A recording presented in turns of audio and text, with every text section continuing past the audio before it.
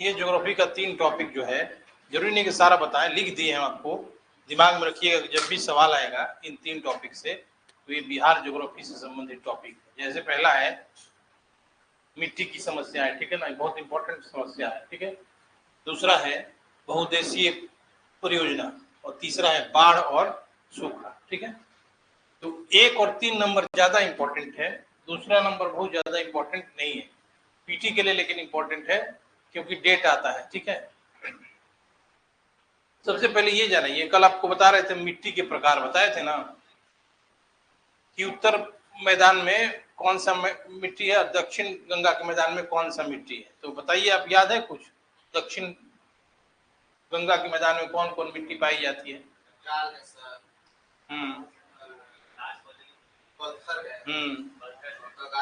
हाँ, और एक केवाल, ठीक है, ये मिट्टी है। तो ये मिट्टी के बारे में कल हमने डिस्कस कर दिया। अब इससे जुड़ा हुआ क्वेश्चन आता है, टेल क्वेश्चन आता है, जुड़ा हुआ रहता है, ठीक। पूछा जाएगा कि बिहार में मिट्टी की क्या समस्या है। माना जाता है ऐसा कि बिहार में मिट्टी की समस्या के कारण कृषि उत्पादन जो है कम हो रहा है। अगर मिट्टी में सुधार किया जाएगा तो प्रति हेक्टेयर उत्पादन जो है बढ़ जाएगा और इससे कृषकों को की समृद्धि होगी, ठीक है। तो सबसे पहले जानते हैं कि सॉइल इरोजन, भूमि अपरदन की समस्या बिहार में जैसे हर जगह है वैसे बिहार में भी है। तो बिहार में 3 प्रकार के भूमि अपरदन के उदाहरण मिलते हैं। पहला है चादरी अपरदन, दूसरा माना जाता है जिसको कहते हैं नलिका अपरदन, और तीसरा है कि भूमि अपरदन, भूमि ही बह जाता है, ठीक है। चादरी को सीट इरोजन कहा जाता है, जैसे चादर जैसा परत दर परत जब भूमि बह जाए उसको चादरी अपरदन कहा जाता है। और जब नली जैसा बना दे, नाली जैसा, ठीक है, ठीक है, अपरदन का ऐसा प्रकार जब वर्षा का जल उस जमीन में, देखेंगे गांव में जाएंगे आप तो कभी कभी आप देखेंगे लंबा बीच में से नाली जैसा जमीन में रहता है ना, उसको कहते हैं नलिका अपरदन, ठीक है। एग्जाम्पल में आपको मैंने एक दिन बताया था चंबल घाटी के बारे में, वह अवनलिका अपरदन का उदाहरण है। जो चंबल के बीहड़ का निर्माण हुआ है, ठीक है ना, नाली जैसा लगेगा। अगर ट्रेन से दिखाई पड़ता है, आगरा से जब जाएंगे आप ग्वालियर, तो ट्रेन जैसा मतलब ट्रेन से दिखाई पड़ेगा वो नाली जैसा लगता है, ठीक है। तो इसी प्रकार जमीन में जब ऐसे नाली जैसा ऐसा हो जाए, इसको कहते हैं अवनलिका अपरदन, ठीक है। और जमीन का पूरा परत ही जब बह जाए उसको चादरी अपरदन कहते हैं। और जमीन का जो अपरदन है, जैसे जमीन है ये, और जमीन ही मतलब बिखर जाए, जमीन डैमेज हो जाए, उसको भूमि अपरदन कहते हैं, ठीक है। जैसे गड्ढा हो जाना, होल हो जाना, हो जाता है ना। हाँ हाँ। और इस अपरदन को माना जाता है कि प्राकृतिक कारक है, लेकिन है नहीं। प्राकृतिक कारक है, लेकिन मानवीय कारक बहुत बड़ा जिम्मेवार है इस अपरदन का बिहार में। पहले तो इतना शिक्षा है यहाँ पे, बिहार में इतना शिक्षा है कि जो भी कृषक से बात करेंगे आप, हमारे विचार से 5% से ज्यादा शिक्षक कृषक शिक्षित नहीं होंगे। 95% जो है वो अशिक्षित है, क्योंकि वो रोजी रोजगार के लिए खेती का काम कर रहे हैं, ठीक है। और उनको ये पता नहीं है कि मिट्टी में किस पोषक तत्व की जरूरत है, मिट्टी में किस प्रकार फसल उगाएं ताकि हमारा जमीन जो है यथा स्थिति बचा रहे और उसकी उत्पादकता भी बची रहे। ये हम नहीं कह रहे हैं, आप देखिएगा बिहार में 95% जो कृषक है वो अशिक्षित है, 5% जो है वह शिक्षित है, ठीक है। तो 5% शिक्षित जो शिक्षित कृषक हैं वो वैसा करते हैं खेती, ठीक है। लेकिन और बार बार आप देखते हैं अखबार में उनका नाम भी आता है किसी किसी कृषि उत्पादन में, लेकिन 95% को ये ठीक से पता ही नहीं है कि इस जमीन में हमारा जो जमीन हमारा खेत है उसका मिट्टी का प्रकार क्या है, कितना मात्रा में नाइट्रोजन, पोटास, फास्फोरस डालेंगे ताकि हमारा फसल। कई बार देखा गया है जिस जमीन में नाइट्रोजन की मात्रा ज्यादा है ऑलरेडी, फिर भी कृषक अपनी अज्ञानतावश उसमें नाइट्रोजन का छिड़काव करते हैं। हाँ, बिहार का कोई काम आधा ही होता है। तो सबसे पहले मिट्टी की जांच का कब प्रश्न आ जाए कि किसने पहल किया था, तो सबौर एक जगह है भागलपुर में, वहाँ कृषि विद्यालय है, उसी ने मिट्टी की जांच का काम किया था। तो मिट्टी की जब तक जांच नहीं होगी पूरे तौर पे और कृषकों को अवेयर नहीं किया जाएगा, जागरूक नहीं किया जाएगा, तब तक कृषि उत्पादन जस का तस रहेगा, यानी यथास्थिति में रहेगा। तो सॉइल इरोजन का कारण मैं बात टॉपिक पढ़ा रहा था भूमि अपर्दन, जिसमें भूमि अपर्दन का कारण सिर्फ प्राकृतिक नहीं है बल्कि मानवीय कारक भी है। जैसे एग्जाम्पल में आप बहुत सारा सो मैंने एग्जाम्पल्स आई है, दिखा दे रहे हैं, आपको बता रहे हैं, आप ये लिखिएगा भी कॉपी में। जैसे देखेंगे आप गांव एरिया में, थोड़ा सा पटना से हटिएगा तो सब गांव ही गांव है, ठीक है। अनियंत्रित रूप से लोग गाय भैंस लेके चराते हैं ना। ये जो अनियंत्रित चराना हुआ, इससे क्या होता है ना कि प्रकृति का जो वनस्पति है उसका क्षरण होता है। ऐसा ये जो छूट मिला हुआ है हर गांव में, बिहार के किसी भी गांव में जाइएगा, लेके कहीं भी 50-50 गाय भैंस लेके जा रहे हैं लोग फ्री में। उनका ये भी उद्देश्य होता है कि बाहर खिला देंगे तो चारा कम खिलाना पड़ेगा, ये भी उद्देश्य रहता है। लेकिन इस पर नियंत्रण सबसे जरूरी है।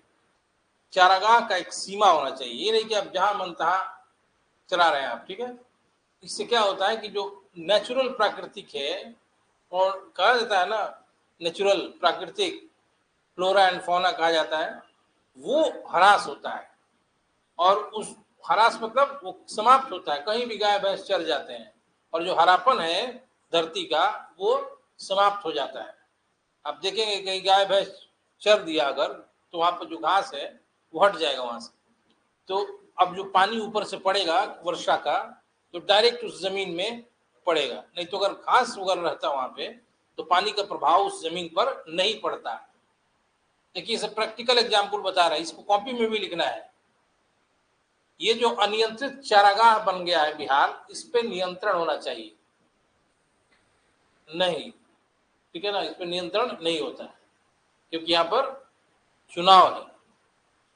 तो ये सबसे बड़ा इंपॉर्टेंट मानवीय कारक है भूमि के अपर्दन का सबसे बड़ा। आपको एग्जाम्पल से मैंने बताया कि कहीं घास लगा हुआ है, पूरा मोटा मोटा घास लगा है, वहां पे 4-5 गाय बैल ये भैंस ला दीजिए, देखिए वो चर जाएंगे, अगर वो खा जाएंगे तो जो पानी गिरेगा ऊपर से आकाश से तो डायरेक्ट जमीन में उसका आकृति बना देगा, जमीन का छेद होते जाएगा ना। अगर वहां से हवा बहा कुछ देर के बाद तो वो जो छेद हुआ है वहां जो मिट्टी जमा है उड़ जाएगा वहां से। प्रैक्टिकल एग्जाम्पल बता रहे हैं। अगर वो नहीं चरे रहते या उस पर घास उसी लगा रहता तो अपर्दन, तो पानी का प्रभाव उस जमीन पर नहीं होता। समझ रहे कि नहीं बात ये, इसको लिखिएगा कॉपी में। दूसरी बात कि कई बार देखा गया है कि जो जानवर है सिर्फ खाते ही नहीं है गाय भैंस, तो मतलब घास वगैरह, उनका जो खुर होता है, खुर समझ रहे हैं ना, पैर, तो चलेंगे ना कीचड़ वगैरह के समय में कभी उनके पीछे चलिए तो जहाँ चलेंगे ना वहां पर मिट्टी हाँ उखड़ भी जाता है। तो क्या हुआ इसका लेयर जो मिट्टी का है वो, फिर पानी आएगा वहां से थोड़ा सा हल्का सा गड्ढा हो जाएगा जहाँ पे वो चले। फिर चाय पीने जा रही क्या, ठीक है, फिर वहां से हल्का हो जाएगा, ठीक है।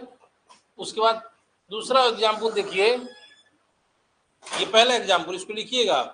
दूसरा एग्जाम्पल है कि किसानों को ठीक से पता नहीं रहता है और जो जमीन में कटाई करते हैं अपने खेत में, जो डंठल बचता है, खरपतवार बचता है, उसको साफ कर देते हैं, हटा देते हैं जमीन से। वो एक बहुत बड़ा खराब कारण है। कैसे? यदि डंठल खरपतवार उसमें किनारे लगा दिया जाए, खेत के किनारे किनारे, तो जो वर्षा होगा भी, कितना भी तेज वर्षा होगा, तो वो अपने साथ मिट्टी को बहा के नहीं ले जा सकता है, क्योंकि खरपतवार डंठल जो है उसको रोक देंगे। लेकिन क्या करते हैं किसान, खेत को एकदम चिकना रखने के लिए, साफ सुथरा करने के लिए उसको हटा देते हैं, उसमें आग लगा देते हैं। इसको पंजाब में पराली जलाना कहा जाता है, ठीक है। उस पर सुप्रीम कोर्ट ने रोक भी लगाई है क्योंकि इससे वायु प्रदूषण का बहुत बड़ा कारण है। हाँ, तो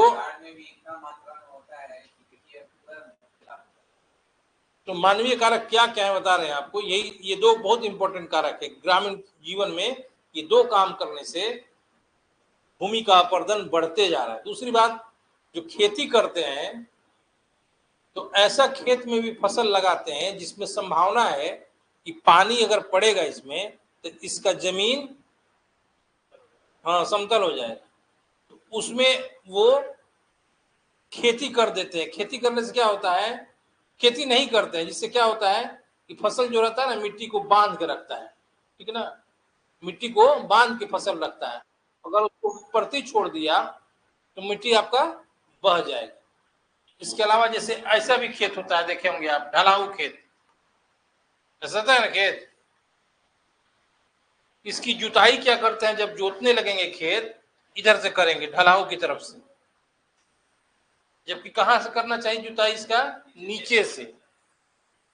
इसको कहते हैं वैज्ञानिक विधि से जुताई करना, उसको अवैज्ञानिक विधि से।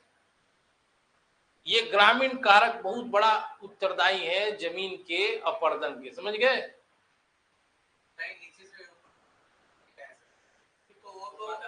उधर से ऊपर का ढलाऊ के चलते ऊपर का मिट्टी नीचे गिरने की संभावना प्रबलता ज्यादा होगी, नीचे से ऊपर नहीं जा सकता है, ठीक है। ये भी एक कारण माना जाता है। और क्या कारण है, क्या हो रहा है जी।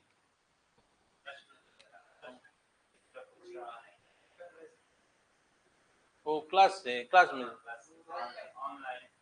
थोड़ी बताएंगे बाद में, आप बताइए। हाँ, तो इसके बाद भूमि अपरदन के कारण जो हुआ, तो और क्या कारण है मानवीय कारण, बताइए आप अपने से भी दिमाग से लगाइए। जैसे एग्जाम्पल बहुत सरस, मतलब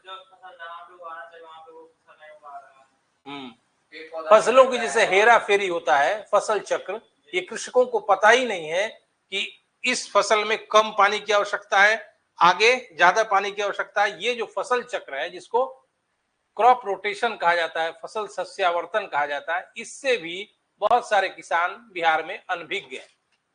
और कम पानी वाले फसल की खेती भी की जा सकती है, ये भी एक उपाय है जिससे भूमि के अपरदन को रोका जा सकता है, ठीक है। दूसरी बात कि भूमि अपरदन के और क्या कारण है। हाँ, कटाई का जो विधि है हमारे यहाँ वो उचित नहीं है, ठीक है। गेहूं की कटाई नहीं, किसी भी फसल की कटाई, ठीक है ना। कुछ ऐसा नहीं कि सब आदमी गलत करते हैं, बहुत आदमी अच्छा भी करते हैं, लेकिन माइक क्यों नहीं बोल रहा है। ऐसा नहीं कि सारा आदमी गलत करते हैं, कुछ आदमी वैज्ञानिक ढंग से खेती करते हैं, ऐसा नहीं। दूसरी बात कि जो खेती में उर्वरकों का उपयोग है वो बिहार में बिल्कुल बेकार है, ठीक है। जब जमीन की क्वालिटी के बारे में आपको पता ही नहीं है कि कितना पोटास, कितना कैल्शियम, कितना नाइट्रोजन की जरूरत है, तो आप कैसे जानेंगे कि हम इस फसल में, यहाँ तक ये भी नहीं पता है कि ये जो हम मान ली अरहर लगाए हैं, गेहूं लगाए हैं, धान लगाए हैं, तो इसमें कितना मात्रा डाली जाए खाद की। देखा देखी यहाँ के किसान करते हैं, बगल वाला किसान अगर किया, अगर वो 2 बोरी डाला तो हम भी 2 बोरी डालेंगे, उसमें स्टेटस भी है अपना, उससे हम कम ना हो जाए, ठीक है। ये भी एक कारण, क्योंकि अशिक्षा है यहाँ। मैंने आपको पहले ही क्लास में बताया था, सबसे बड़ा कारण बिहार में अशिक्षा है। किसी भी माने डिग्रेडेशन का, दुर्गति के कारण सबसे बड़ी चीज शिक्षा है बिहार। और आज भी शिक्षा नहीं, आगे 20 साल में अगर हम प्रगति चाहते हैं तो आज शिक्षा व्यवस्था को दुरुस्त करना पड़ेगा। कागज में नहीं, कागज में है शिक्षा यहाँ पे, लेकिन व्यवहारिक तौर पर शिक्षा नहीं है। तो इसके उपाय आप क्या करेंगे, ये क्वेश्चन आएगा, उससे जुड़ा हुआ मिट्टी के अपरदन के उपाय। इन्हीं जो मैंने कारण बताए हैं इसी को आप उपाय में बताएंगे, ठीक ना, ये ऐसे करना पड़ेगा, ठीक है। और चारागाह के लिए क्यों नहीं नियंत्रण हो सकता, चारागाह का एक निश्चित क्षेत्र बना दिया जाए कि आप, हाँ ठीक है, खेत में बाड़ाबंदी कर दिया जाए, बैरिकेडिंग कर दिया जाए, ठीक है। और जब आदमी दंडित करेगा, अगर कोई बार बार इसका उल्लंघन करेगा तो दंड क्यों किए दिया जाता है, ताकि वो अगली बार से वो गलती फिर दोहराए नहीं, क्योंकि प्रशासन स्ट्रिक्ट होने से ही चलता है, कोई भी प्रशासन, ठीक ना। एक मैथिली शरण गुप्त का स्टेटमेंट भी है, कांपते हाथों से राजदंड नहीं चल सकता है, ठीक है। इसलिए एडमिनिस्ट्रेशन का मतलब क्या, एडमिनिस्ट्रेशन क्यों बनाया गया है, एक व्यवस्था के लिए कि सारे लोग खुशहाली के साथ रह सके, कोई किसी को परेशान न करे, इसी के लिए एडमिनिस्ट्रेशन की रचना हुई है। और जब आदमी परेशान है तो एडमिनिस्ट्रेशन रहने से क्या फायदा है, ठीक है। तो अब कल बता दिए मिट्टी का प्रकार और मिट्टी की क्या समस्या है बिहार में, तो ये भूमि अपरदन की समस्या है। और क्या समस्या है, मिट्टी की क्वालिटी, गुणवत्ता के बारे में पता नहीं है किसानों को।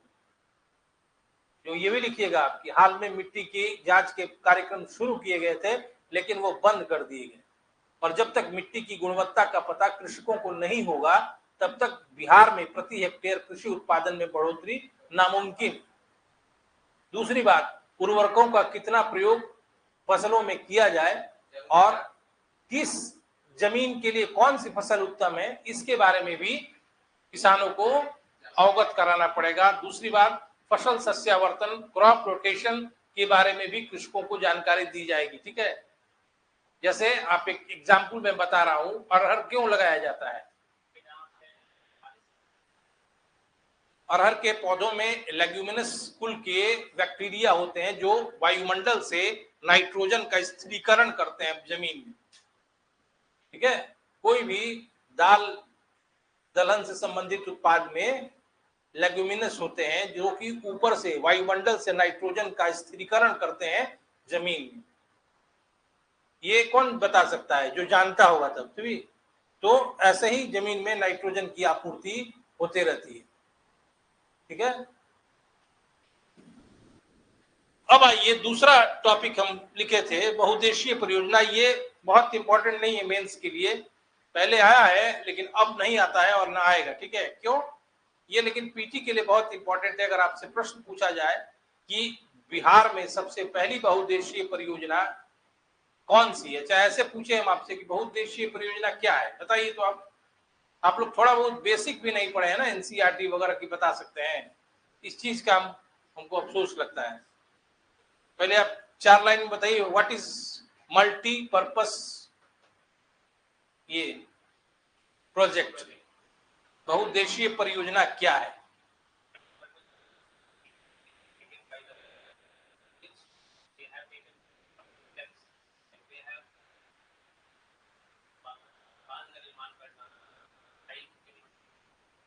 ये बताइए कि काहे इसका, why we called he in this multipurpose, क्यों हम इसको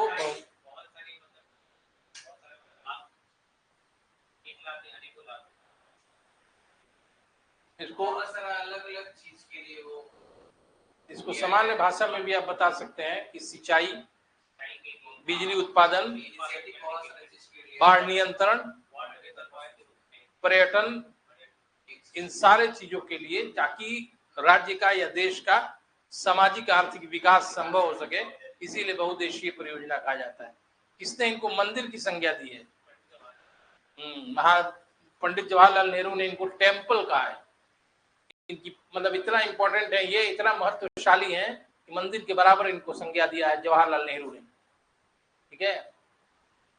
तो बिहार में सबसे पहला बहुउद्देशीय परियोजना जो है वह कौन सा परियोजना है, कब स्टार्ट हुआ था ये, हाँ, और वहां पे कब बनाया गया बांध, 76-77 में बारून पर, ठीक है ना। और 1968 में इंद्रपुरी जगह है डिहरी में, वहां पे बैराज फिर बनाया गया, ठीक है। फिर दूसरी सबसे बड़ी परियोजना कौन सी है बिहार की, गंडक नदी परियोजना, ठीक है, बनाया गया, ठीक है। गंडक नदी बिहार और नेपाल के साथ समझौता करके, बता रहे थे आप, ठीक है। वो अकेले परियोजना बिहार का नहीं है, गंडक परियोजना जो है बिहार और नेपाल के संयुक्त प्रयासों का परिणाम है और दोनों के बीच समझौता हुआ था। तीसरा परियोजना है कोसी नदी घाटी परियोजना। कोसी नदी को उत्तर बिहार का शोक कहा जाता है, क्यों, क्योंकि 4 से 5 हजार वर्ग किमी जमीन जो है हर साल कोसी के बाढ़ से बर्बाद हो जाता है। 4 से 5 हजार वर्ग किलोमीटर, कोसी को इसी कारण उत्तर बिहार का शोक कहा जाता है। और कोसी का भी परियोजना जो बना है वो किसके साथ, सबसे पहले कोसी में परियोजना निर्माण का कार्य कब स्टार्ट हुआ था, 1856 में पहली बार कोसी पर कार्य शुरू हुआ, लेकिन वो असफल हो गया। फिर 1953 में कार्य स्टार्ट हुआ, 55 में फिर काम शुरू हुआ जो कि सफल रहा। तो कोसी में भी बिहार और नेपाल के संयुक्त प्रयास से हो रहा है। और उसके बाद और भी परियोजनाएं, ठीक है, ऐसा नहीं कि यही है, 3-4 छोटा छोटा परियोजना है, जैसे जमानिया नहर परियोजना, ठीक है ना, वैसे वैसे कुछ परियोजना जिसका बहुत इंपॉर्टेंट नहीं है। ये आप जानिएगा कि बिहार की सबसे प्राचीन और पहली बहुउद्देशीय नदी घाटी परियोजना सोन नहर परियोजना, उससे 2 नहर निकाली गई है, पूर्वी सोन नहर और पश्चिमी सोन नहर। पूर्वी सोन नहर से गया, अरवल, जहानाबाद, पटना की सिंचाई होती है, और पश्चिमी सोन नहर से शाहाबाद, भोजपुर, बक्सर इत्यादि की सिंचाई होती है। ठीक है, इतना ही जानना है, इससे ज्यादा कुछ नहीं जानना है। ठीक है ना, बहुउद्देशीय परियोजना सिर्फ पीटी के लिए इंपॉर्टेंट है।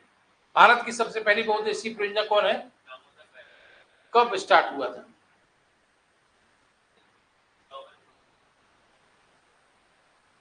कब स्टार्ट हुआ था? दामोदर घाटी परियोजना, डीबीसी। पढ़ते नहीं है घर में ना, ऐसे ही घूमते फिरते यहाँ भी आ जाते हैं, फ्री क्लास है।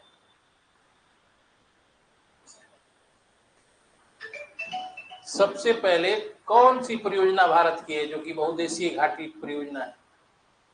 डीबीसी बता दिए, कब हुआ है? हाँ, तो वही डीबीसी का क्या मतलब हुआ? दामोदर वैली कॉर्पोरेशन कब हुआ था? 1948 में, 48। ये कहां से इंस्पायर्ड होके, प्रेरित होके स्थापित किया गया था?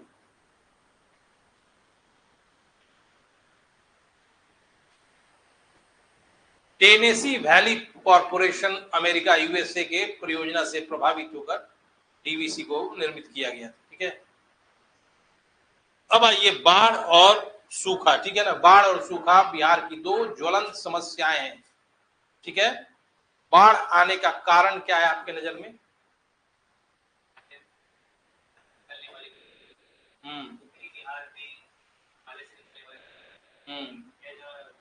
सबसे अधिक बाढ़ प्रभावित एरिया बिहार का कौन सा है?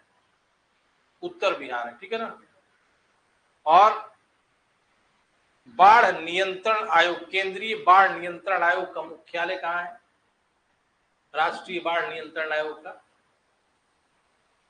बाल्मी फुलवारी में है। ठीक है ना, पूरे भारत का बाढ़ नियंत्रण आयोग का मुख्यालय फुलवारी, बाल्मी में। ठीक है ना, और बाढ़ आने का कारण सबसे पहले क्या इंपॉर्टेंट कारण है? उत्तर बिहार की नदियां, हिमालय की नदियां, और लेकिन दक्षिण बिहार में भी बाढ़ आता है जो कि पठारी नदियों के कारण।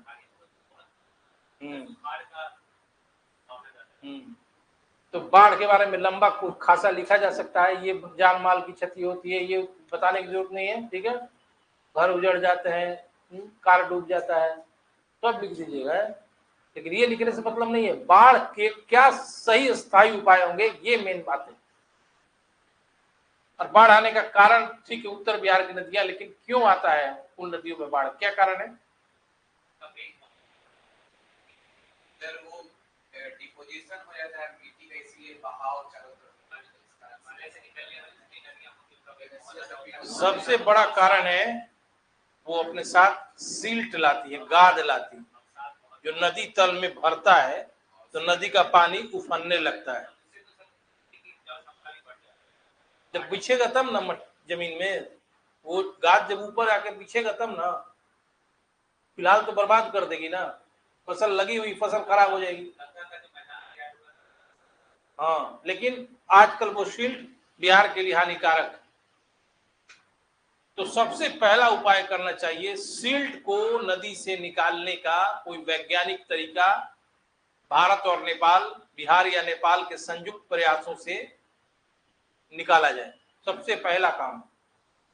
ठीक है, दूसरा उपाय क्या करेंगे बाढ़ से सुरक्षा के? मेरे हिसाब से, और आप भी ऐसा लिख सकते हैं, जहां से नदी का मार्ग है उसके दोनों किनारों पे पत्थर की स्लैब ढकी नालियां, या और नहीं तो बगल बगल में बड़े बड़े जलाशयों का निर्माण, ताकि नदी का पानी उसमें जाए।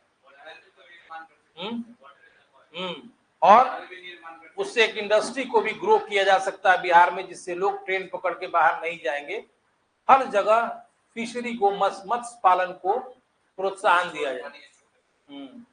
जगह जगह गांव के समूह को हिस्सेदारी दिया जाए, इक्विटी दिया जाए उस तालाब या जलाशय में मछली के पालने के लिए, और पूरा नियंत्रण के साथ उसमें सरकारी प्रयास सबसे इंपॉर्टेंट होना चाहिए। गांव के मुखिया या जनप्रतिनिधि पर वो काम नहीं सौंपा जाना चाहिए। नहीं, स्थानीय स्वशासन बेकार कर देगा। स्थानीय स्वशासन नाम का है, ठीक है ना। गांव में बिहार में अभी तक का अनुभव रहा है, स्थानीय स्वशासन में जीते हुए लोग खुद गांव की राजनीति करते हैं। इसलिए जब गांधी जी ने कहा था, उस समय युग दूसरा था,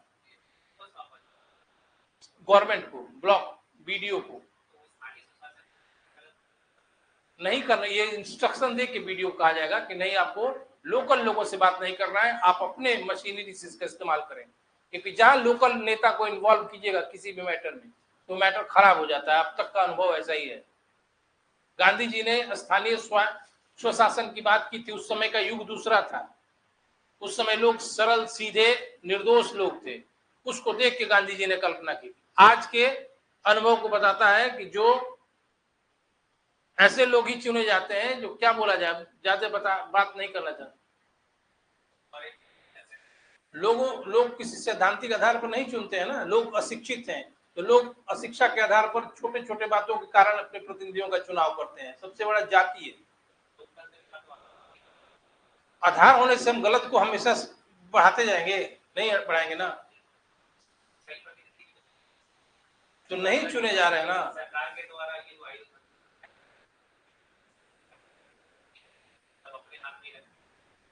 सरकार, ये जो बिजनेस की बात है, मैंने व्यवसाय की बात की, इसमें लोकल लीडर्स को नहीं इन्वॉल्व करना चाहिए, फिर वो गड़बड़ हो जाएगा। मुझे जैसा अपना मेरा अनुभव है। प्रशासन किस बात के लिए? प्रशासन का भी तो जिम्मेवारी होता है ना। जिम्मेवारी होता है, लेकिन उसका निदान नहीं करते हैं, समझते हुए रहते हैं।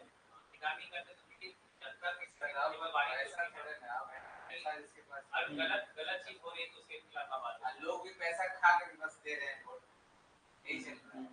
ऐसा नहीं कि सब कुछ प्रजातंत्र का जो भी सिद्धांत आज पुरातन समय से आ रहा है सबको ढोया जाए, उसमें बदलाव भी जरूरी है। ऐसा नहीं है कि प्रजातंत्र जो कह दिया वो। प्रजातंत्र तो लिटरेट समाज के लिए, जैसे ब्रिटेन है।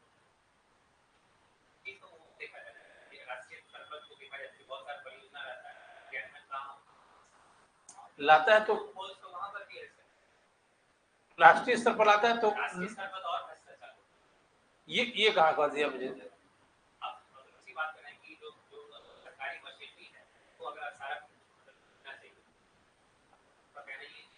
जी, मैं इसलिए कह रहा हूँ कि लोकल लीडर क्या करते हैं कि किसी भी परियोजना में राजनीति करते हैं, अपने मनपसंदे चाहने वाले व्यक्ति को लाभ देते हैं योजना में, और जो लाभुक का पात्रता रखता है, जिसको लाभ मिलना चाहिए, वो वंचित रहता है।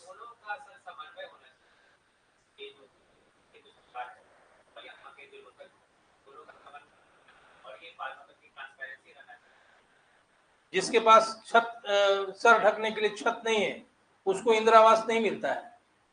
और मिलेगा किसके पास? जिसके पास बिल्डिंग रहे।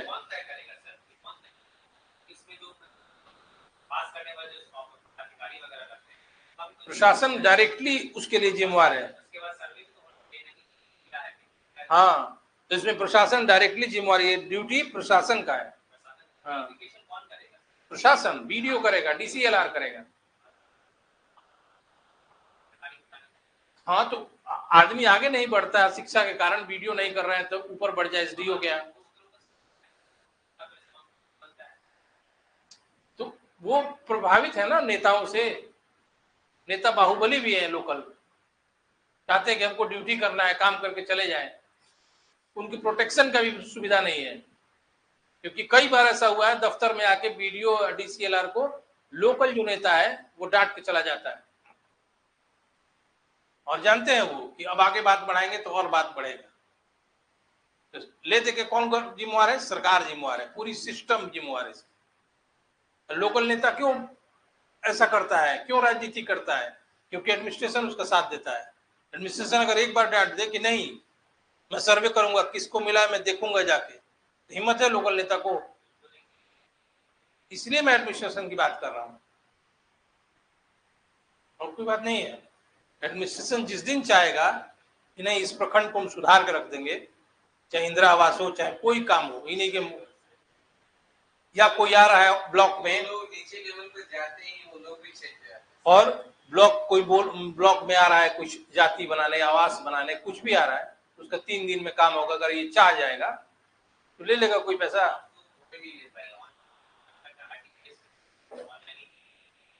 अब न बनता है कितना लोग उसमें कितना पैसा कमाया बनाने के लिए। हर ब्लॉक में दलाल होते थे, 200 रुपया देंगे, 300 रुपया देंगे। एसएससी वाला सर 1 लाख रुपया 20,000 रुपया अपने पास। प्रधानमंत्री का शौचालय का पैसा आता था, उसमें 2,000 रख लेते थे।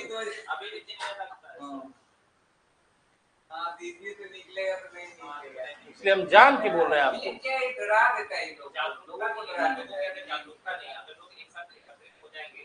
गांव का तो इतना गंदा इन्वायरमेंट है कि अगर आप जागरूक होंगे ना तो गांव वाले ही 4 बोलेंगे क्यों जा रहे हो यार, क्योंकि गांव में 90% अशिक्षित लोग ही मिलेंगे आपको।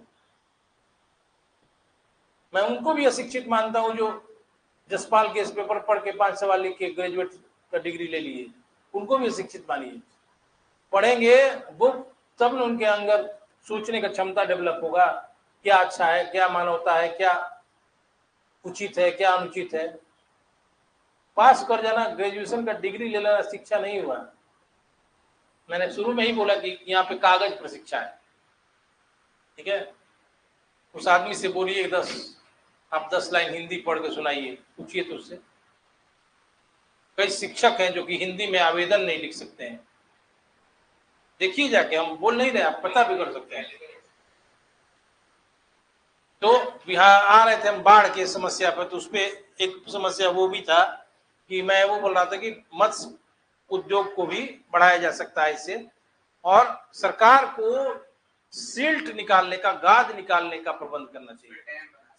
हाँ, और सिल्ट निकालने से, ये अमाज से सुन रहे हैं उत्तर बिहार बाढ़ से प्रभावित है, इसका कोई अगर दृढ़ राजनीतिक इच्छा शक्ति रहे, 28 जिला बाढ़ से प्रभावित है।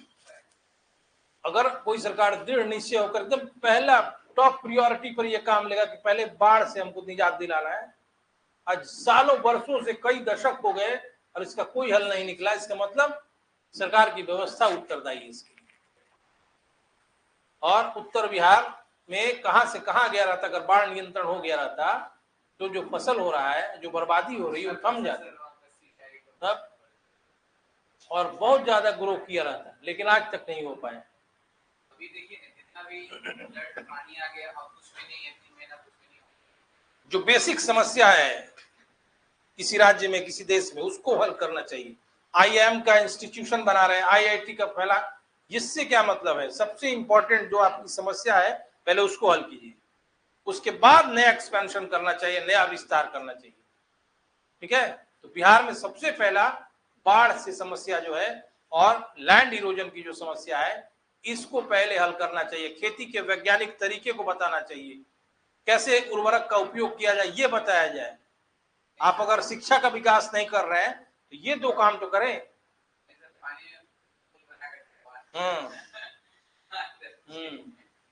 पुल ऐसा बनाया था ऐसा कि करोड़ों का पुल का एक पिलर मतलब करोड़ों का लग जाता है, तो उसमें कॉन्ट्रैक्ट भी मिलता है वैसे ही आदमी को ना जिसका नाम हम लिए, तो टूटेगा ही पुल, अंदर ही अंदर टेंडर पास हो जाता है।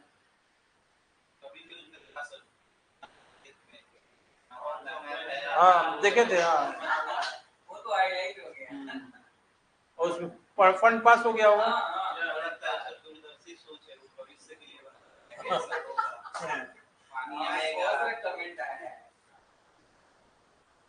तो ये स्थिति है बाढ़ के। आप उपाय खुद भी बता सकते हैं आंसर में, जरूरी नहीं कि हम ही बताएं, ठीक है। और ये जरूर लिखना है कि अभी तक नहीं हो पाया है।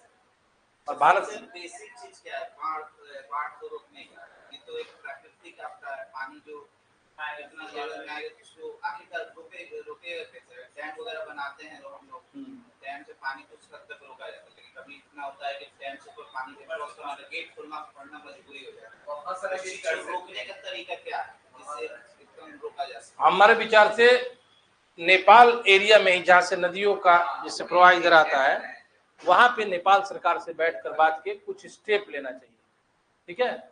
और ऐसा नहीं कि कोई स्टेप होगा ही नहीं। जब आप बैठेंगे, आपके अंदर दृढ़ इच्छा शक्ति रहेगी, पॉलिटिकल विल पावर रहेगा, तब आप करेंगे। अब तो जब बाढ़ आता है तो बस डीएम को आदेश देते हैं आप लोग कि देखते रहिए, बाढ़ राहत का उपाय करते रहिए। ऐसे नहीं होता है। आप क्यों नहीं करते हैं जनवरी फरवरी में, क्यों नहीं नवंबर दिसंबर में, जब बाढ़ खत्म रहता है? तो बाढ़ के बारे में न्यूज कब आने लगता है? जून लास्ट से।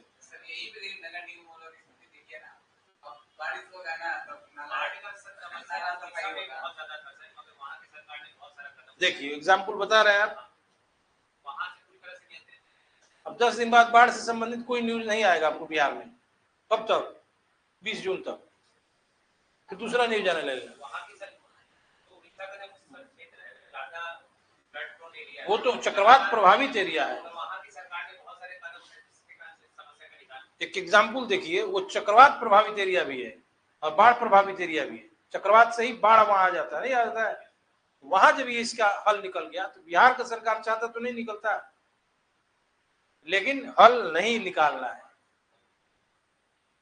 केवल नाम से मिथिलांचल है, ये है, तिरहुत है, वोट लेने के लिए। उस क्षेत्र के विकास से कोई ताल्लुकात नहीं है सरकार को। देखा जाएगा कि उधर उस पार्टी का वोट है तो काम रोक दिया जाएगा, होना भी रहेगा तो नहीं होगा उधर। हकीकत यही है। अब नहीं होता, नहीं तो होता नहीं। आज से सुन रहे हैं आप बाढ़ के, बाढ़ है, बाढ़ है। बाढ़ का कोई हल होना चाहिए ना। जबकि दक्षिण बिहार उपजाऊ नहीं है जितना उत्तर बिहार उपजाऊ है। चीनी मिल भी सब खत्म हो गया उधर का, हो गया ना। वो भी सरकारी लापरवाही का परिणाम है, चीनी मिल का बर्बादी। वो सब उन्हीं लोगों के साथ रहे। प्रशांत किशोर जी उन्हीं नेताओं के साथ रहे हैं, आज हटे हुए हैं। ऐसा नहीं कि वो आएंगे तो नया कुछ कर देंगे। जो चाहता है वो करता है, ठीक है, बताता नहीं है।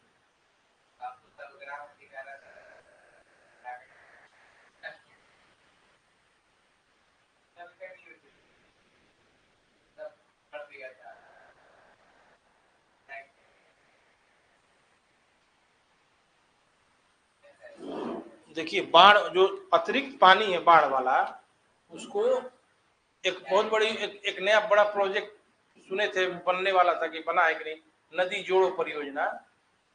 उस पानी को दक्षिण बिहार लाके पठारी क्षेत्र में भी लाया जा सकता है नदी जोड़ो परियोजना के द्वारा, ठीक है। तो क्या होगा, जो भी पानी एक्स्ट्रा आएगा सब आ जाएगा इधर। हाँ तो कॉस्टिंग आएगा, एक बार इन्वेस्टमेंट होगा तो कितने साल के लिए हो जाएगा। तो आखिर इसका हल चाहिए ना। उससे ज्यादा लॉस हर साल जा रहा है उत्तर बिहार।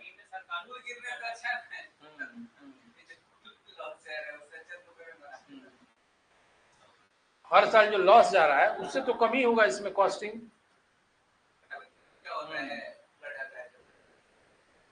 वो जो डिस्ट्रिक्ट एडमिनिस्ट्रेशन को पूरा देना पड़ता है सपोर्ट, कि बाढ़ के लिए नाव का व्यवस्था कीजिए, बोट का व्यवस्था कीजिए, दौरा भी करता है सब एनडीआरएफ का टीम, डीएम भी जाते हैं, सारे अधिकारी जाते हैं। इसमें कॉस्टिंग आता है कि नहीं? बड़े-बड़े नहरों से सर, जैसे नदी से नहर कनेक्ट होता है। हाँ, गांव में छोटा-छोटा नहर बनाया है। मेरे गांव में, मेरे घर के बगल में जो नहर, तो मुझे तो याद है सर 15-16 साल से पानी तो आया ही नहीं।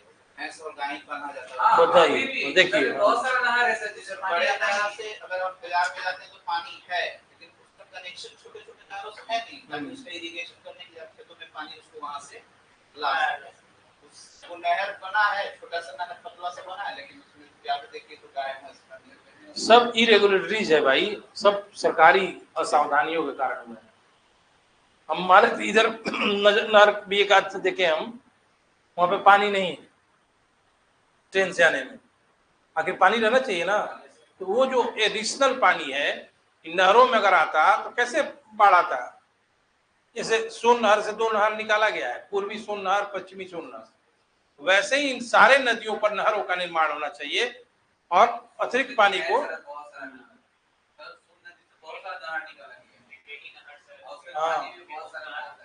त्रिवेणी नहर जो है ना, यूपी, बिहार, छत्तीसगढ़ तीनों का मिला हुआ है। ये आरा जिला का है, सबसे ज्यादा नहर आरा जिला का है, भोजपुर से बिहार का। लेकिन आप इसका उपाय खुद कॉपी में लिख सकते हैं, जैसा मैंने बताया, ठीक है ना। अतिरिक्त पानी का निष्कासन और गाद का निकालना, गाद निकलेगा तो पानी उफनेगा नहीं, और उफनेगा नहीं पानी तो जमीन पर पानी फैलेगा नहीं। सिल्ट, गाद को सिल्ट भी कहा जाता है, उसके निकालने का कोई आसान उपाय, या जहां से नदी प्रवाहित हो रही है वहां पे ही गाद को रोक दिया जाए तो पानी फिर ऊपर नहीं जाएगा, क्योंकि तली में गाद जम जाता है और पानी ओवरलैप करने लगता है ऊपर, ठीक है ना। और इसको लिख के दिखाइएगा आप उनको, ठीक है ना। अब एक एक बात हम नहीं बता रहे, छोटा छोटा अपन अपना भी दिमाग होना चाहिए, इमेजिनेशन है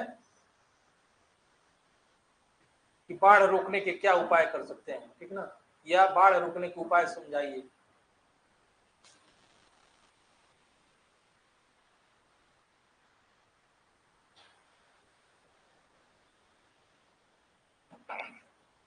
बताइए, हम आपसे कल पढ़ाए थे, उसका सवाल पूछ रहे हैं, बताइए कि रामनगर दून कहाँ है?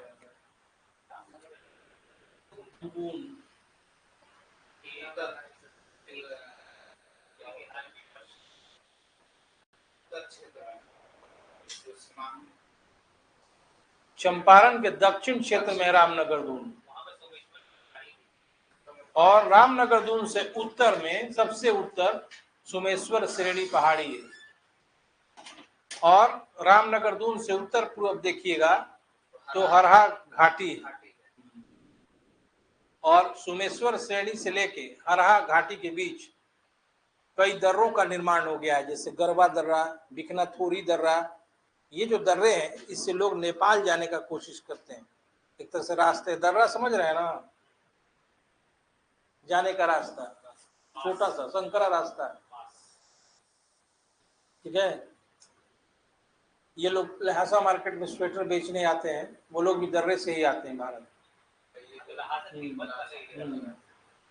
कई दर्रा है, ल्यूपुलेख दर्रा, नाथुला दर्रा, ठीक है, बोमिला दर्रा, ठीक है ना, बहुत सारा दर्रा है।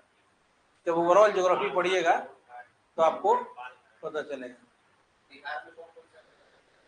वो इम्पोर्टेंट नहीं, क्वेश्चन नहीं आएगा, चंपारण की तरफ है, बिकनाथोरी दर्रा, गरबा दर्रा, ठीक है ना, वो आएगा नहीं कभी क्वेश्चन। कल हम आपको कुछ लिखवा भी रहे थे, देखिए क्या लिखवा रहे थे।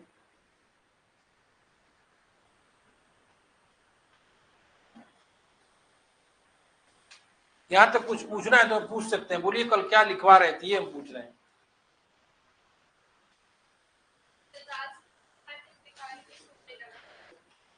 ओ,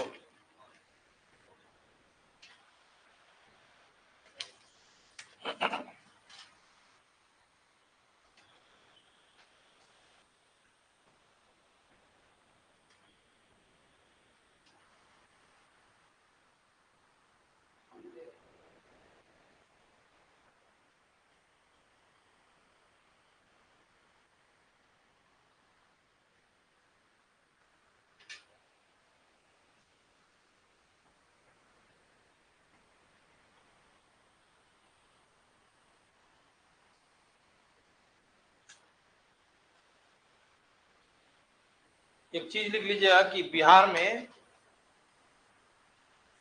74% भूमि पर खेती होती है।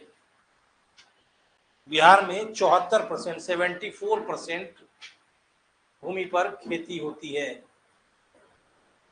74% land is used for agriculture in Bihar.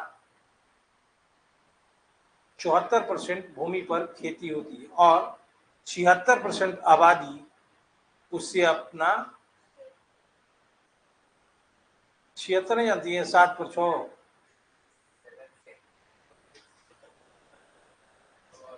London से तो नहीं आई होगी। ऊपर गया है सर। 76% आबादी अपना अन्न उसी से खाती है, अन्न खाती है, चाहे भरण पोषण करती, ठीक ना। 74% land is used in agriculture and 76% population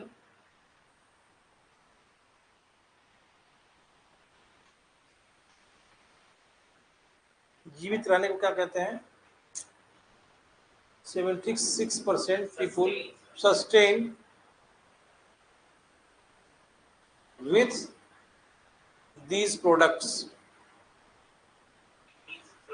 हाँ, प्रोडक्ट भी लिख सकते हैं, बहुत सारा उत्पाद है, उत्पादन है, और एक है बहुत सारा उत्पादन। खाली चावल गेहूं नहीं ना होता है, बाजरा भी होता है, इसलिए हम प्रोडक्ट कह रहे हैं।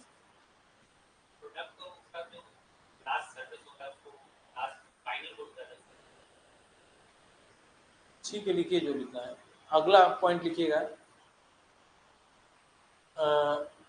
कल क्या लिखवाया था लास्ट लाइन? हाँ, और लिखना है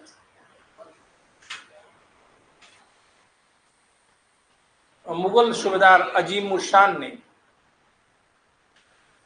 मुगल सूबेदार अजीम उर शान ने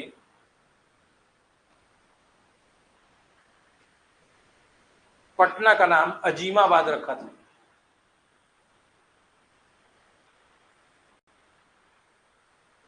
मुगल सूबेदार अजीम उर शान नेम्ड पटना एज अजीमाबाद।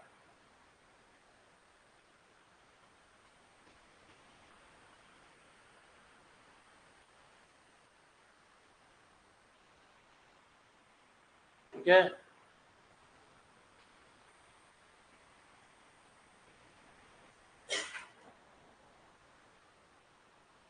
लिखिएगा कि पटना हत्याकांड, पटना हत्याकांड, पटना मैस्कर भी लिख सकते हैं,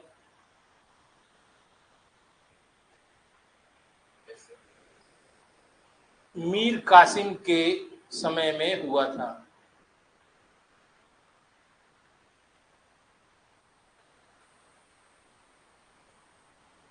इसमें क्या था, 118 या 23 अंग्रेज थे, सबकी हत्या कर दिया था मीर कासिम ने, ठीक ना। उसको कहते हैं पटना हत्याकांड।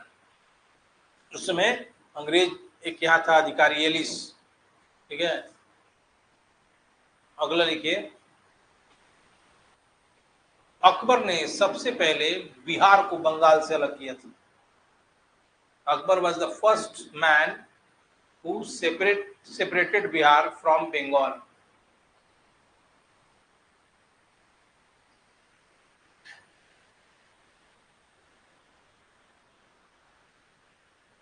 समझिए ना, अकबर ने बिहार को अलग किया था।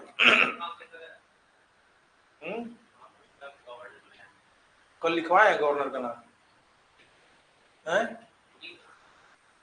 बहुत सारा गवर्नर है बिहार का, और भी था, सवाई राजा जय सिंह भी था, एक आदमी नहीं था, सवाई जय सिंह। हाँ।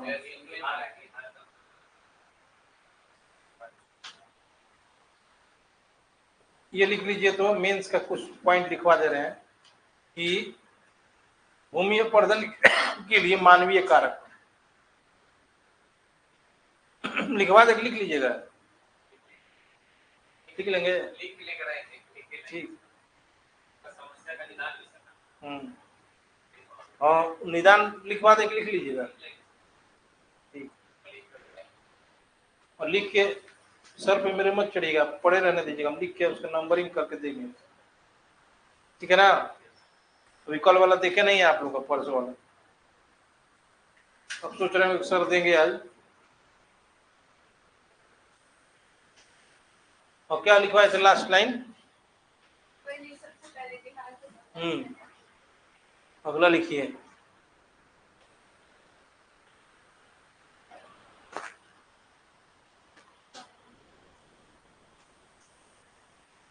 अकबर ने दरभंगा क्षेत्र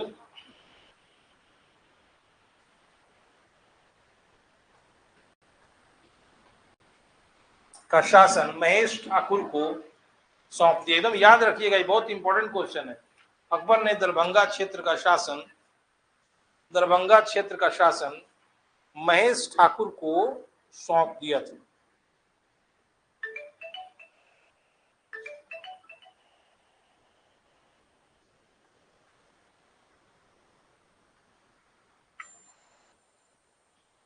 अगला पॉइंट लिखिए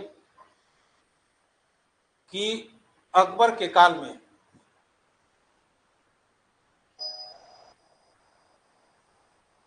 दाऊद खान को सवाई जय सिंह ने दंडित किया था। आदमी है, सवाई जय सिंह ने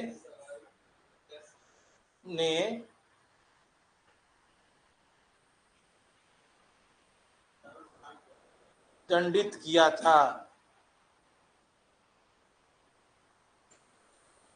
देख रहे हैं आप ही लोग का कि क्या इसमें कल छूट गया था।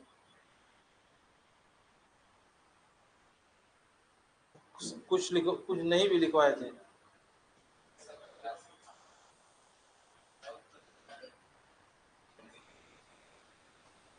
लाइन जो बोले आप, वो मुगल सूबेदार का लाइन था, और वो भी देखना था उसमें क्या छोड़ दिए थे। अच्छा, पूछा जाएगा आपको कि बिहार में तुर्क सत्ता क्या की स्थापना का वास्तविक श्रेय किसको देंगे, तो क्या देंगे आंसर?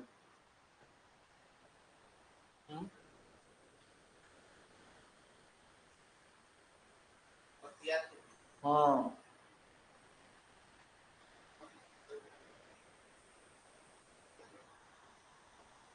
चलिए लिखिए अगला point. Alexander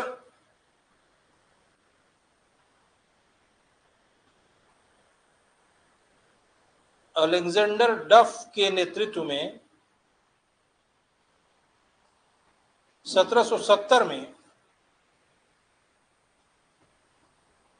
revenue council of Patna की स्थापना की गई। रेवेन्यू काउंसिल ऑफ पटना की स्थापना की गई।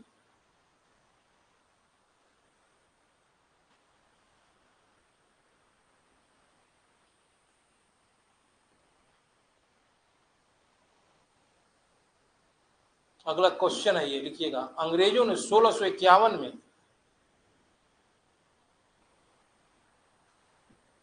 पटना में व्यापारिक केंद्र की स्थापना की। 51 लिखिए ना। अंग्रेजों ने 1651 में पटना में व्यापारिक केंद्र, britishers establish their trading centre at Patna in 1651।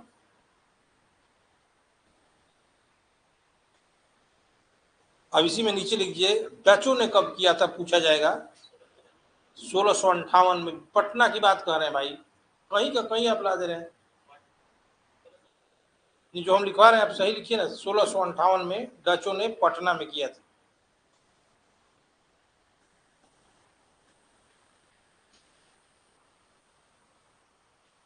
अगला पॉइंट,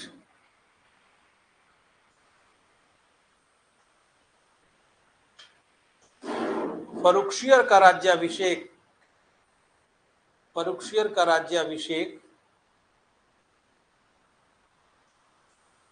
कार्नेशन ऑफ फर्रुखशियर, क्या कहेंगे इसको?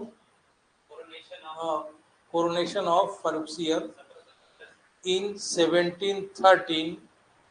कहाँ डेट बोल रहे हैं हमारा? 1713 से 19 फर्रुखशियर का शासन काल है, आप 74 बोल रहे हैं। Coronation of Farrukhsiyar in 1713 at Patna. Farrukhsiyar का राज्याभिषेक 1713 में पटना हुआ था। याद रखिएगा कि पूछेगा किस मुगल शासक का राज्याभिषेक पटना में हुआ था। साइंस कॉलेज के पीछे जाइएगा तो एक मस्जिद है, ठीक है, उसी में हुआ था।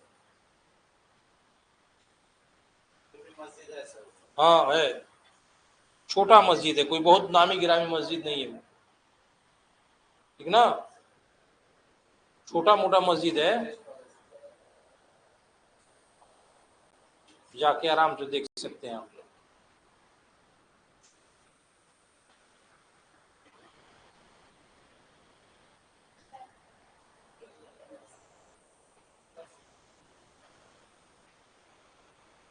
वो जो पटना हत्याकांड हुआ था, पूछेगा कब हुआ था? 1763 में हुआ था।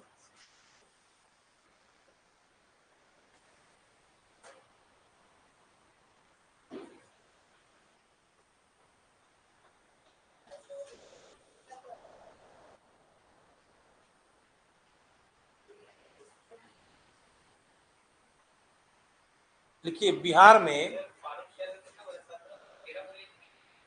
13, बिहार में राजा राम नारायण और राजा सीताव राय, राजा राम नारायण और राजा सीताव राय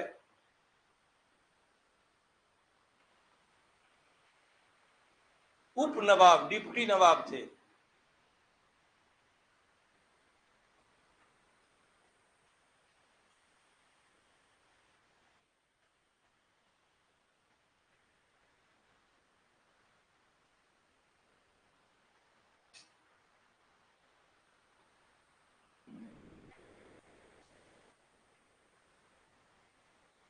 अगला लिखिए,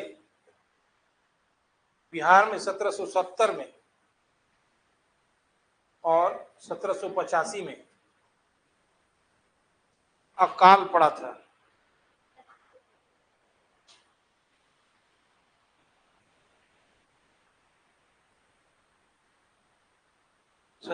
लिखिएगा इसी में, 1785 में अकाल के बाद गोल घर का निर्माण किया गया। 1785 में अकाल पड़ने के बाद गोल घर का निर्माण किया गया।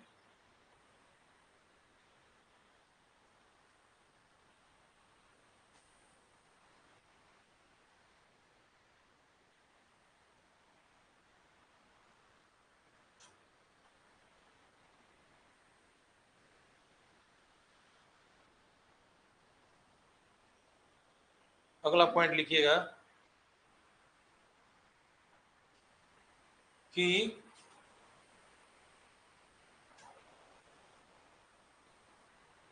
बंगाल के शासक मीर कासिम ने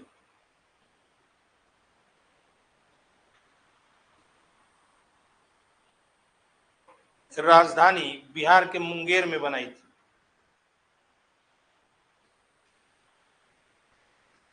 और बंदूक बनाने का कारखाना खोला था। बंदूक बनाने का कारखाना खोला था।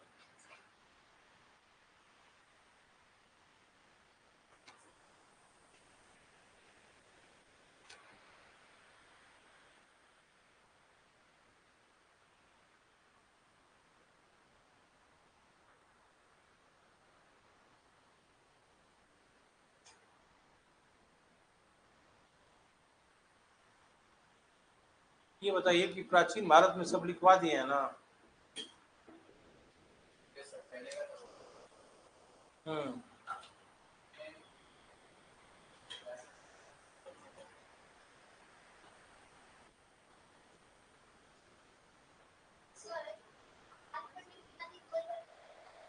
अनाज रखने के लिए। भूख लगने के बाद क्यों खाना खाती हैं आप? भूख लगने पर ही क्यों खाना खाती हैं?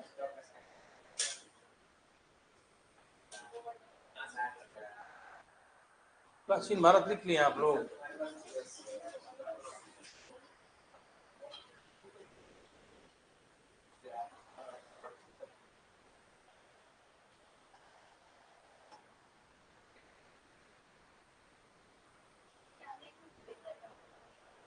गोल घर गए हैं आप? इनसे गए हैं गोल घर? तो कौन अंदर कोई घुसा है? बाहर से सब देखा है, अंदर तो नहीं घुसा है कोई।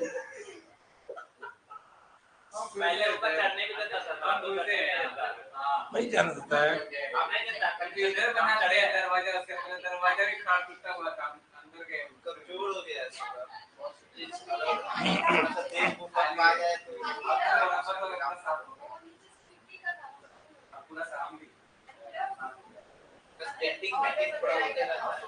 हाँ तो वो बंद कर दिया, पेंडिंग करना स्टार्टिंग हुआ था, वो कर दिया, अब तो कोई ध्यान नहीं देता, अब तो वो सही कर दिया, आगे से पानी अच्छा चलता था, बंद कर दिया होगा, सुसाइड करने का बेस्ट जगह। ये भी हो सकता है। सर आकाश जो पड़ता था तो उसके लिए सिर्फ एक पटना में ही उसका गोल घर बना था या फिर और कहीं बिहार में बना था? ये मुख्यालय था ना अंग्रेजों का, इसलिए बना था, बस यही बना था। नहीं है स्टॉप होता था सर। वो भी बनवाए होंगे अंग्रेजों के सुरक्षा के लिए, आम आदमी के लिए नहीं बनवाए होंगे। यहाँ पे अंग्रेज एस्टेब्लिशमेंट था, अकाल पड़ता अनाज का कोई दिक्कत ना हो। और एक और कारण था, गंगा जी थी यहीं पे बगल में, यस सर। वहां से सप्लाई भी किया जा सकता था कहीं अनाज का कमी होगा। और पहले डायरेक्ट गोल घर के बगल में ही गंगा जी थी। अब इधर बिल्डिंग उल्डिंग हो गया है, ठीक ना।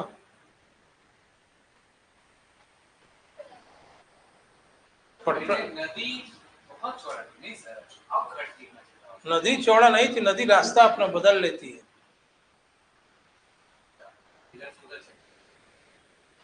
रास्ता छोड़ के ये सोन नदी बताया जाता है कि पहले ये बीटा था ना, बीटा वो महादेव जी का मंदिर है, वहां से पहले सोन गुजरता था, पहले बताया जाता था। अब सोन चला गया कहां?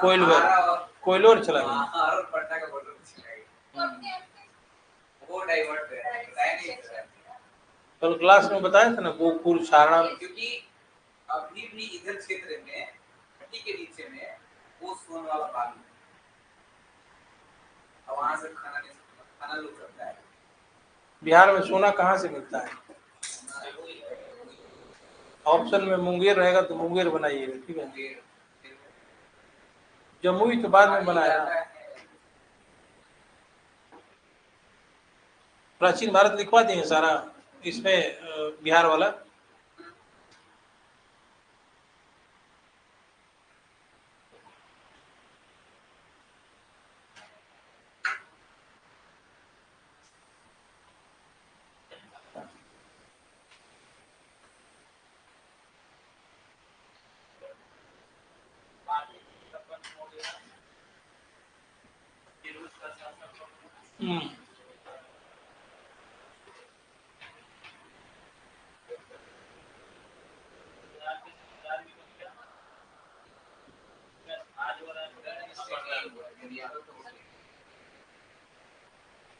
लिखवा दिए प्राचीन भारत ना।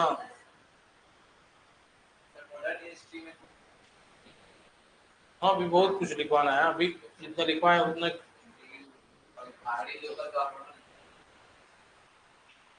अभी प्राचीन भारत कैसा हो गया ना।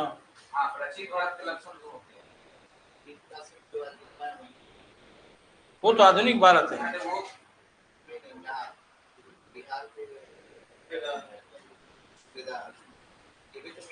मेडिवल क्या है? ये इधर तो मेडिवल से लिख पाते हैं सब, इससे पहले थोड़ा वो लिखवाए हैं। पाटलिपुत्र का नाम जो था कुसुमपुर, ठीक ना, कुसुमपुर भी था, एक और नाम था, क्या नाम था? पुरुषपुर।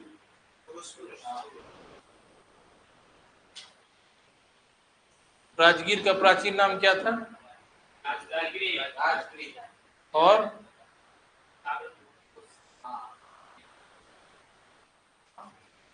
वसुमती भी था, और गिरिव्रज नाम उसका, राजगिरी नाम नहीं।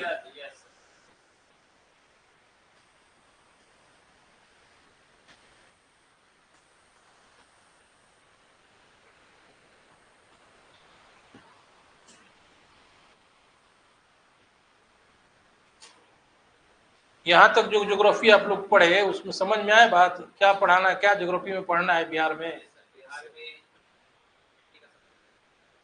कल जो बताए थे हम, वो भू आकृति,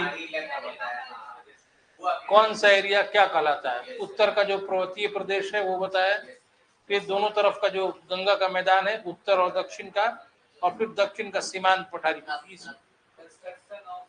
हाँ, ये फिजिकल डिवीजन ऑफ बिहार कल बताया।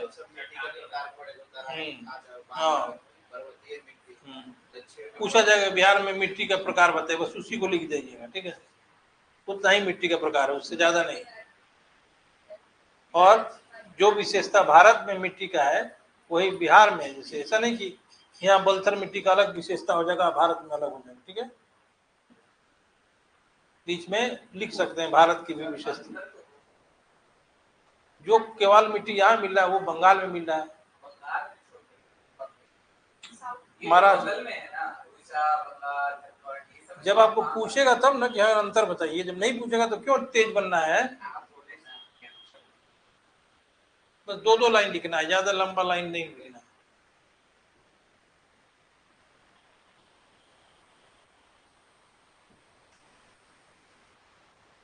और कुछ पूछना है तो पूछ लीजिएगा।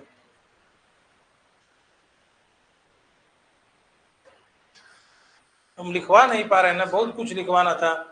ये यहाँ बैठ के लिखवाना में दिक्कत होता है, यहाँ बैठ के लिखना चाहिए पीटी का सवाल, क्योंकि समझने से ज्यादा याद करना बहुत जरूरी है।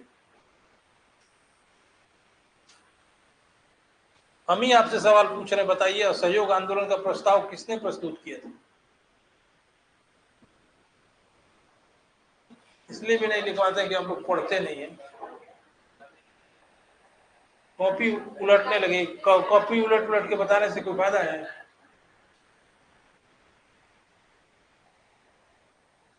कौन किया था? बस और अच्छा बता दिया। जल्दी में देखिए, गड़बड़ देख लिया। जल्दी में देखी लेकिन गड़बड़ देख ली।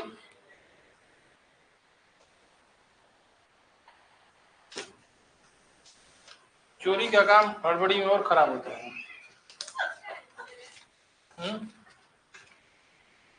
किसने किया था? दरभंगा के धरणीधर ने प्रस्तुत किया था। और सपोर्ट किसने किया था? पटना के गुलाम इमाम, और पटना के गुलाम इमाम, मुंगेर के शाह मोहम्मद जुबैर और मोतिहारी के गोरख प्रसाद। ऐसे याद रखिए, कॉपी उलट के बता रहे हैं क्या? बंद करो गया।